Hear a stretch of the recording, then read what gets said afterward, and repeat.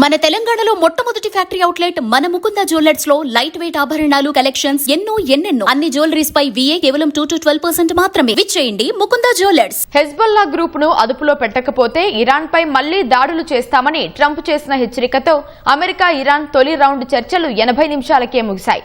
అంతర్గత సంప్రదింపుల తర్వాత తదుపరి చర్చలపై నిర్ణయం తీసుకోవాలని ఇరు దేశాలు భావించాయి.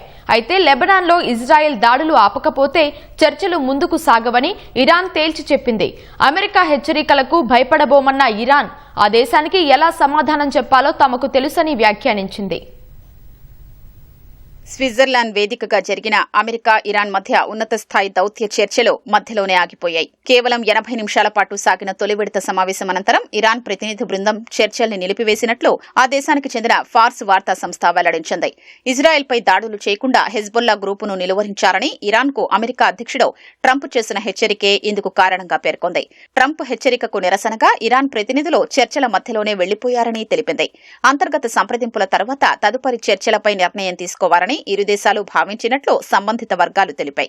ట్రంప్ హెచ్చరికల్ని ఇరాన్ పార్లమెంటు స్పీకర్ ఆ దేశ ప్రధాన చర్చల ప్రతినిధి మహమ్మద్ బాఘర్ ఘాలిబఫ్ కొట్టిపారేశారు. ట్రంప్ వ్యాఖ్యలు అమెరికా నిరాశ నిస్సహాయతకు నిదర్శనమని ఆయన విమర్శించారు.